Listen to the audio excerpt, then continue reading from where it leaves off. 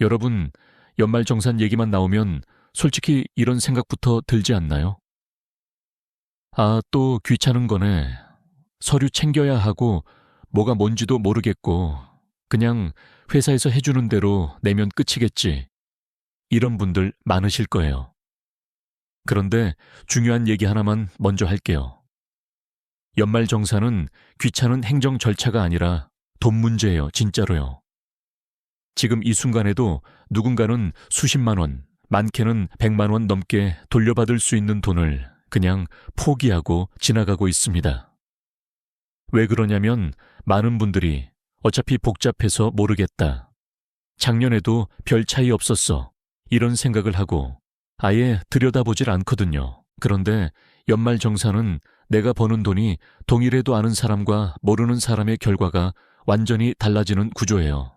그래서 오늘 영상에서는 말만 번지르르한 절세 얘기 안 합니다. 알아두세요. 수준도 아니고 그냥 정보 나열도 아니에요. 실제로 환급액 차이를 만드는 방법만 딱 정리해 드릴 것입니다. 2026년 연말정산을 세금 더 내는 이벤트로 끝낼지 아니면 진짜 돈 돌려받는 기회로 만들지는 지금부터 어떤 준비를 하느냐에 달렸습니다.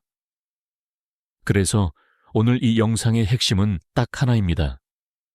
2026년 연말정산에서 절대 놓치면 안 되는 실전 전략 3가지. 어렵게 외울 필요도 없어요. 딱 이 3가지만 기억하시면 됩니다. 첫 번째, 올해 기준으로 바뀐 공제 항목부터 먼저 보는 것입니다. 작년 기준으로 준비했다가는 놓치는 것들이 정말 많습니다. 두 번째, 내 연봉이랑 가족 상황에 맞는 공제에 집중하는 것입니다. 남들이 좋다고 따라가는 게 아니라 내 연봉, 우리 집 구성원 기준에서 무엇이 가장 이득이 될까를 따져봐야 해요. 그리고 세 번째는 대부분 사람들이 그냥 지나치는 틈새 공제까지 끝까지 챙기는 것입니다. 기부금, 의료비, 교육비, 월세 이런 항목들이 진짜 환급액을 갈라놓습니다. 이 3가지 전략만 제대로 챙겨도 2026년 연말 정산 결과는 분명 달라집니다. 그럼 바로 첫 번째 전략부터 들어갈게요. 바뀐 공제 항목을 먼저 챙기는 것. 이게 왜 가장 중요한지 말씀드릴게요. 연말 정산 공제 항목은 매년 조금씩 계속 바뀝니다. 작년에 되던 게 올해는 안 되고 작년에는 없던 게 올해는 생기는 경우가 많습니다. 이걸 모르고 그냥 지나가면 받을 수 있었던 돈을 스스로 버리는 것과 똑같아요. 예를 하나 들어볼게요. 2025년에 전기차 충전기 설치비가 소득공제 항목으로 새롭게 들어왔어요. 그리고 2026년에도 이 흐름은 이어질 가능성이 큽니다. 왜냐하면 정부가 친환경 정책을 계속 밀고 있기 때문이죠. 집에 전기차 충전기를 설치했고 비용이 100만 원이었다면 이 비용의 실손일 30% 정도를 소득에서 공제받을 수 있습니다. 즉 100만 원 충전기 설치비면 최소 10만 원, 많게는 30만 원 정도를 줄여줄 수 있어요. 물론 공제율이나 한도는 해마다 조금씩 달라질 수 있지만 기본 원리는 이런 식입니다. 이런 걸 그냥 지나치면 아, 나도 이런 것도 공제받을 수 있었구나 하면서 연말 지나고 나서 깨닫게 됩니다. 다음으로는 다자녀 가구에 대한 교육비 공제 확대 가능성입니다. 2026년에는 다자녀 가구를 위한 공제 한도가 기존보다 훨씬 넓어진다는 이야기가 계속 나오고 있어요. 예전에는 학교 수업료 위주였는데 앞으로는 방과 후 수업비, 교복 구입비, 체험학습비, 온라인 교육 콘텐츠 비용 같은 항목들도 공제 대상에 들어갈 가능성이 있습니다. 이런 범위가 넓어지면 연간 교육비 지출이 많은 가구의 환급액이 훨씬 커질 수 있습니다. 예를 들면 자녀 교육비로 연간 300만 원을 썼다면 공제 범위가 확대되는 만큼 연말정산 환급액이 50만, 100만 원 이상 증가할 수도 있습니다. 그리고 요즘 시대 흐름을 보면 디지털 역량 교육에 대한 관심이 훨씬 커졌죠. 그래서 정부도 이쪽을 절세 항목으로 연결하려는 움직임이 있습니다. 예를 들면 AI 교육 비용, 데이터 클라우드 실습 비용, 컴퓨터 활용 시 프로그래밍, 교육비 같은 항목들이 앞으로 세액공제나 소득공제 항목으로 들어갈 가능성이 커요. 실제 절세 효과는 어떠냐 하면 AI 교육비로 연간 200만 원을 지출했다면 일정 기준에서 일부가 공제되어 환급액으로 20만 40만 원 이상 기대할 수 있는 구조입니다. 이런 항목도 그냥 놓치기 쉽습니다. 전기차 충전기뿐 아니라 환경 절약형 이동수단이나 친환경 가전제품도 공제 대상이 될 가능성이 있어요. 예를 들면 전기 자전거, 전동 킥보드, 고효율 냉장고, 에어컨 같은 친환경 제품 구매 비용도 공제 항목에 들어갈 수 있다는 얘기죠. 이런 항목은 공제율이 보통 구매 금액의 10전 30% 수준으로 예상되기 때문에 적게는 몇만 원, 많게는 수십만 원의 절세 효과로 이어질 수 있습니다. 그리고 주거비용 관련 공제 역시 중요합니다. 특히 월세를 내거나 주택을 마련한 분들은 꼭 챙겨야 하는데 월세로 산다면 연간 납부한 월세의 12% 수준을 세액공제로 돌려받을 수 있어요. 예를 들어 월세가 연 1,000만 원이라면 약 100만 원 이상 공제받을 수 있는 구조입니다. 주택대출 이자는 소득공제가 적용되어 세금을 계산하는 기준 소득 자체를 줄여주고 이자는 금액 전체는 아니더라도 일정 금액 이하 부분에 대해 공제가 됩니다. 장기주택 마련 저축 공제 같은 절세형 저축도 있어요. 이건 저축 금액에 따라 소득공제를 받을 수 있기 때문에 세금을 줄이는 동시에 주거자금 마련까지 도와줍니다. 의료비 공제는 단순히 병원비만 해당되지 않습니다.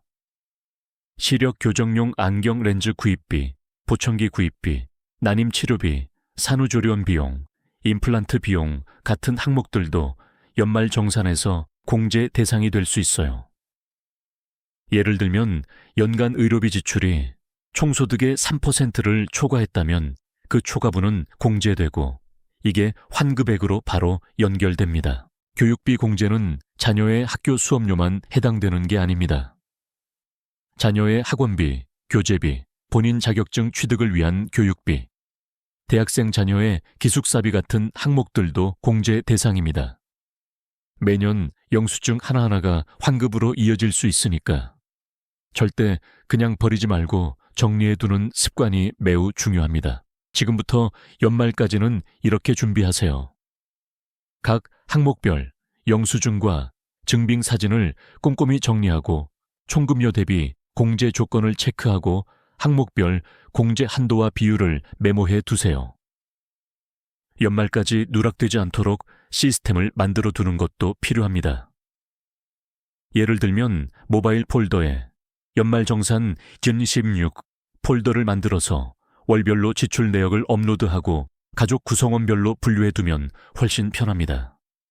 여기까지 정리하면 2026년 연말 정산에서 바뀐 공제 항목으로 꼭 살펴봐야 할 부분이 정리됩니다. 전기차 충전기 설치비 공제, 다자녀 교육비 공제 확대, 디지털 교육비 공제 신설 확대, 친환경 모빌리티와 가전 공제, 주거비 공제, 의료비 공제 확대, 교육비 공제의 폭넓은 적용 등이 그것입니다. 각 항목마다 조건과 한도, 필요한 증빙 서류가 조금씩 다르니 꼼꼼하게 체크해야 합니다. 자, 이제 첫 번째 전략으로 바뀐 공제 항목은 충분히 살펴봤어요. 그럼 두 번째 전략으로 넘어갈게요. 두 번째 전략은 바로 내 소득과 가족 상황에 맞는 공제를 집중 공략하는 방법입니다. 이건 공제 항목이 뭔지를 아는 것보다 더 실전적인 부분이에요. 왜냐하면 같은 공제 항목이어도 사람마다 효과가 완전히 다르기 때문입니다. 먼저 기본 개념부터 짚어볼게요. 연말정산 공제는 크게 두 가지 흐름으로 나뉘어요. 하나는 소득공제, 다른 하나는 세액공제입니다. 소득공제는 말 그대로 과세 대상이 되는 소득 자체를 줄여주는 것이에요. 반대로 세액공제는 최종적으로 우리가 낼 세금 자체를 직접 깎아주는 것입니다. 두 가지 다 중요한데 사람에 따라 훨씬 더 크게 작용하는 쪽이 달라요. 그래서 내 상황에 맞춰 먼저 챙겨야 할 공제부터 파악하는 게 절세의 출발점입니다. 자, 그럼 먼저 내 연봉 기준에서 유리한 공제 전략을 살펴볼게요. 많은 분이 연말 정산을 할 때 그냥 카드 많이 썼으니까 공제되겠지 하는 식으로 접근하기 쉬운데요. 연봉에 따라 유리한 공제는 확연히 달라집니다. 예를 들어 연봉이 7천만 원 이상인 분들은 흔히 신용카드 공제보다 연금저축이나 IRP 같은 장기 금융 상품을 활용한 세액공제 쪽이 훨씬 효과가 큽니다. 구체적으로 말하면 연금저축이나 IRP를 합쳐서 연간 900만 원까지 납입하면 그 금액에 대해 일정 비율로 세액공제를 받을 수 있는데, 이런 방식은 단순 소비보다 절세 효과가 훨씬 빠르게 나타납니다. 반대로 소득이 상대적으로 낮은 분들, 예를 들어 연봉 5천만 원 이하 정도 되는 분들은 월세, 세액공제나 신용카드, 체크카드, 현금 영수증, 사용액 같은 일상 지출, 공제가 훨씬 체감 효과가 커요. 월세 세액공제는 연간 납부한 금액의 12% 정도를 세금에서 바로 감면해 주니까 월세 생활비가 큰 분들은 여기에 집중하는 게 훨씬 유리합니다. 즉, 내 연봉 구간을 기준으로 먼저 어떤 공제가 효율적인지 판단하는 것이 절세 전략의 가장 중요한 출발점입니다. 그 다음으로는 가족 구성원별 절세 전략을 살펴볼게요. 우리가 흔히 절세라고 하면 내 지출만 챙기면 된다 라고 생각하기 쉽지만 가족 구성에 따라서도 유리한 공제가 상당히 달라집니다. 먼저 아직 미혼이거나 1인 가구인 분들은 본인 명의의 주택 관련 공제나 교육비, 의료비 같은 개인 지출 중심 전략을 세우는 것이 좋습니다. 이유는 간단해요. 가족이 없을수록 공제 대상이 되는 지출 항목이 본인 생활비로 대부분 발생하기 때문에 그 중심을 잘 챙기는 것이 환급액을 높이는 길입니다. 반대로 신혼부부라면 상황이 훨씬 다양해집니다. 신혼부부는 주택 마련을 위한 대출이자 상환액 공제나 배우자 공제 같은 항목들을 함께 고려하면서 미래를 위한 재테크와 절세를 동시에 설계하는 것이 필요해요.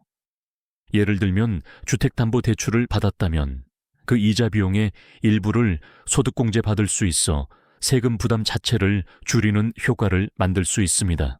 또 배우자가 소득이 낮다면 배우자 공제를 통해 내 연말정산 전체 환급액을 늘릴 수 있어요. 그리고 자녀가 있는 가구, 특히 다자녀 가구라면 상황이 또 달라집니다. 자녀 교육비나 양육비와 관련된 공제는 물론이거니와 보장성 보험료 공제처럼 가족 전체 지출을 포괄하는 항목까지 챙길 수 있어요. 예를 들어 자녀가 2 이상일 경우 교육비 공제 한도가 늘어날 가능성이 있고, 양육비나 문화, 활동 비용 같은 항목도 공제 범위 안에 들어갈 수 있습니다. 이처럼 가족 구성에 따라 공제 전략이 달라지는 이유는 각각의 공제가 적용 조건과 한도가 다르기 때문이에요. 그래서 절세는 단순히 많이 쓰면 끝이 아니라 누가 누구 명의로 공제를 받을지, 어떤 항목을 먼저 적용할지를 상황별로 계획하는 것이 훨씬 더 중요합니다. 자, 그럼 이제 실전 예시 하나 들어볼게요. 예를 들어 부부 중 한쪽 연봉이 8천만 원이고 다른 쪽은 3천만 원이라고 해봅시다. 이 경우 단순히 카드 사용액만으로 공제를 챙기면 연말정산 환급액이 크게 늘어나지 않을 수 있어요. 그보다는 연봉이 낮은 배우자 명의로 신용카드, 체크카드, 현금 영수증을 집중적으로 사용하게 하고, 연봉이 높은 배우자 쪽은 연금저축, IRP 같은 세액공제 상품을 활용하도록 하는 것이 총 환급액을 훨씬 크게 만들 수 있습니다. 이런 방식은 작은 전략 하나만 바꿔도 환급액이 수십만 원 이상 차이가 날 수 있거든요. 즉, 같은 지출을 해도 누구 명의로 공제를 받을지, 그리고 어떤 항목을 먼저 적용할지가 환급액을 달라지게 한다는 겁니다. 그리고 또 한 가지 중요한 팁이 있어요. 맞벌이 부부라면 보통 소득이 높은 쪽 명의로 카드 공제를 집중하는 경향이 있는데, 이건 사실 잘못된 전략인 경우가 많습니다. 왜냐하면 소득이 낮은 배우자 명의로 공제 한도를 채울 경우 전체 절세 효과가 더 커지는 경우가 많기 때문이에요. 이게 왜 그러냐면 카드 공제는 총급여의 일정 비율 이상을 쓰는 경우에만 공제가 되기 때문에 총급여가 낮을수록 그 한도에 빠르게 도달할 수 있고 그만큼 공제 혜택을 더 빨리 챙길 수 있다는 구조입니다. 즉, 단순히 연봉이 높으니까 이쪽에 몰아주자가 아니라 한도 적용 조건을 기준으로 나누는 전략이 훨씬 효율적이란 얘기예요. 그리고 가족 구성에 따라 또 하나 꼭 체크해야 할 것이 있습니다. 예를 들어 자녀가 대학생이라면 기숙사비, 그리고 본인이 성인이라면 본인 자격증 취득 교육비 같은 항목도 공제 대상에 들어갈 수 있어요. 이런 항목들은 흔히 놓치기 쉽기 때문에 교육비 공제, 저는 자녀 수업료라고만 생각하면 절세 기회를 놓치게 됩니다. 이처럼 소득 구간과 가족 구성에 맞춰서 공제 우선순위를 바꾸는 것 자체가 절세 전략의 핵심이라고 생각하시면 됩니다. 자, 이제 정리해 볼게요. 내 연봉 기준에서 먼저 유리한 공제부터 챙기고, 가족 구성에 따라 공제 항목을 나눠서 적용하고, 맞벌이 부부는 소득별로 공제 전략을 다르게 세우는 것. 이 세 가지 요소를 종합하는 것이 소득과 가족 상황별 절세법입니다. 이걸 잘만 활용해도 실제 환급액은 크게 달라질 수 있어요. 자, 이제 전략 세 번째. 대부분 사람들이 놓치는 틈새 공제까지 끝까지 챙기는 방법을 얘기해 볼게요. 이건 공제 항목은 알겠는데 실제로 어떻게 챙기지? 라고 할 때 정말 환급액으로 직결되는 부분이에요. 먼저 모두가 잘 알고 있는 공제부터도 구체적으로 챙겨야 하지만 대부분 사람들이 이건 잘 안 챙긴다 싶은 항목들을 제가 하나하나 살펴볼게요. 가장 대표적인 게 바로 기부금 공제입니다. 많은 분들이 좋은 뜻으로 기부를 하고도 나는 그냥 기부만 하면 다 공제되는 거 아냐 라고 생각하시는 경우가 많아요. 하지만 실제로는 그렇지 않습니다. 기부금 공제는 기부한 단체가 어떤 종류인지에 따라 공제율도 달라지고 기부 영수증이 어떻게 발급됐는지에 따라서도 달라집니다. 가령 법정 기부금인지 지정 기부금인지 그 기준에 따라 공제 한도와 공제율이 각각 다릅니다. 또 온라인으로 기부했을 때와 오프라인으로 기부했을 때 처리 방식도 조금씩 다르거든요. 그러니까 기부를 했다면 단순히 기부했다는 사실만 믿고 넘기지 말고 기부처가 어떤 공제 유형인지, 영수증이 정확히 어떻게 되어 있는지까지 반드시 체크해야 합니다. 이것만 꼼꼼히 챙겨도 예상보다 훨씬 많은 금액이 환급으로 돌아오는 경우가 많아요. 다음으로 대표적인 틈새 공제는 의료비 공제입니다. 사람들은 흔히 의료비 공제라고 하면 병원비가 공제된다 정도로만 생각하는데 실전에서는 그 범위가 훨씬 넓습니다. 예를 들면 시력 교정용 안경이나 콘택트 렌즈 구입비도 공제 대상이 될 수 있어요.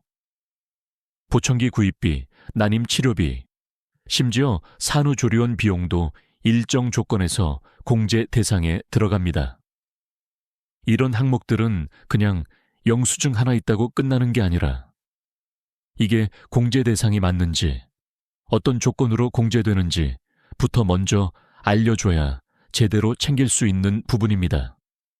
예를 들어 연간 의료비 지출이 우리가 번 돈의 3%를 넘는 경우 그 초과분에 대해 공제가 되는데 이 기준 자체를 모르고 그냥 넘어가는 분들이 많아요.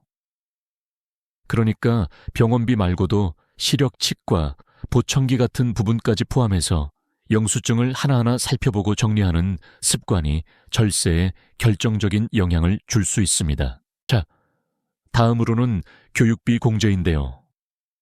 교육비 공제는 자녀가 있다면 당연히 챙겨야 하는 항목이지만 막상 보면 많은 분이 놓치고 가는 부분이 몇 가지 있어요.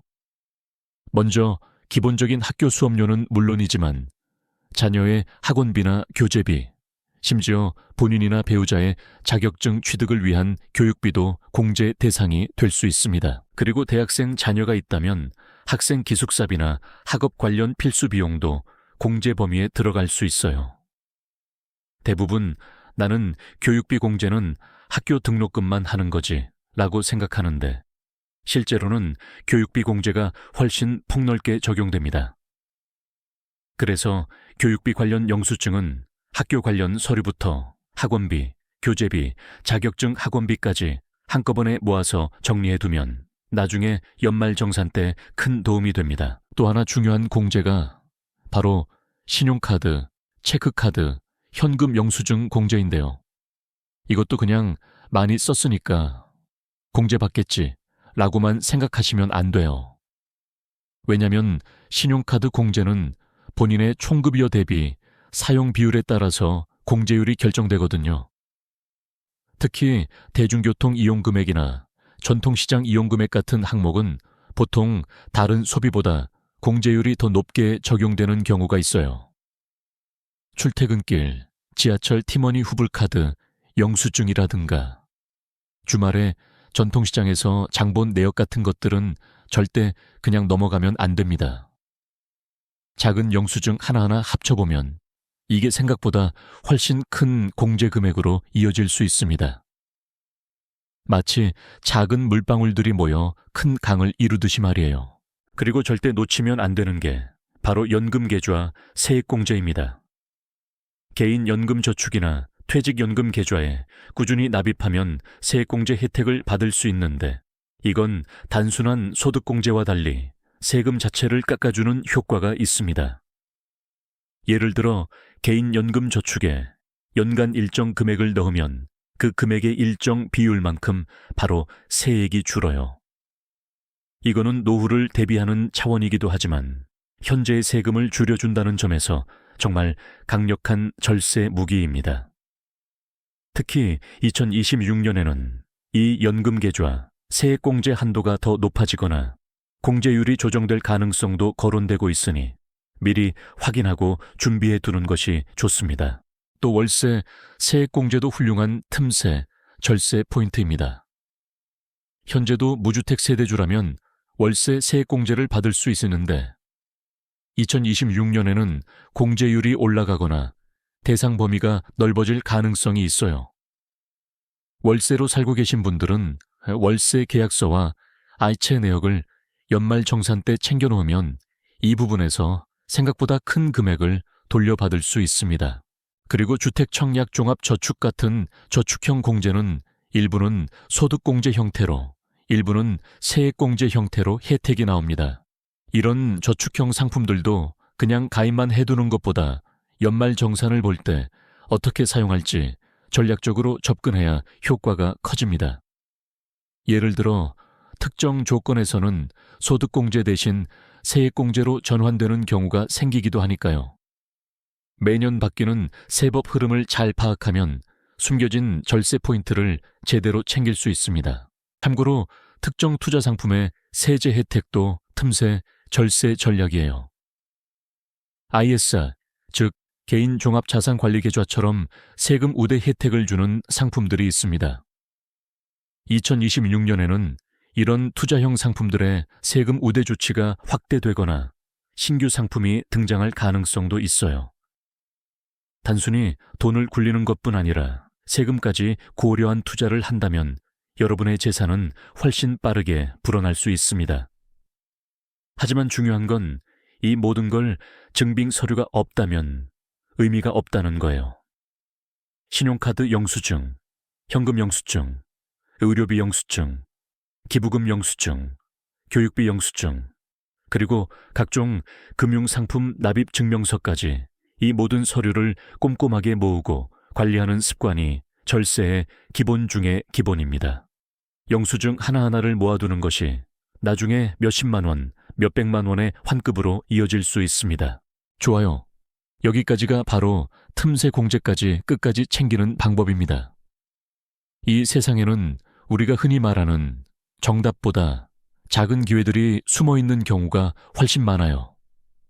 오늘 알려드린 기부금, 의료비, 교육비, 카드 소비, 연금 계좌, ISA, 월세 세액공제, 주택청약저축 이런 항목들은 그냥 넘어가는 사람들은 그저 놓치고 지나가지만 챙기는 사람들은 환급액에서 확실히 차이를 만들어냅니다. 이제 마지막으로 정리해 볼게요. 지금까지 알려드린 세 가지 전략. 첫 번째는 바뀐 공제 항목 챙기기. 두 번째는 내게 맞는 공제 집중 공략. 그리고 마지막 세 번째는 틈새 공제까지 끝까지 챙기기입니다. 이 세 가지만 제대로 챙겨도 2026년 연말 정산은 더 이상 부담스러운 숙제가 아니라 내 돈을 더 많이 되찾는 기회가 될 수 있습니다. 이 영상이 여러분의 연말 정산 전략을 세우는데 정말 도움이 되었으면 좋겠습니다. 이제 여러분도 나만의 절세 전략을 세울 수 있는 세금 전문가가 되셨습니다. 다음 영상에서도 더 알짜배기 정보로 찾아올게요. 감사합니다.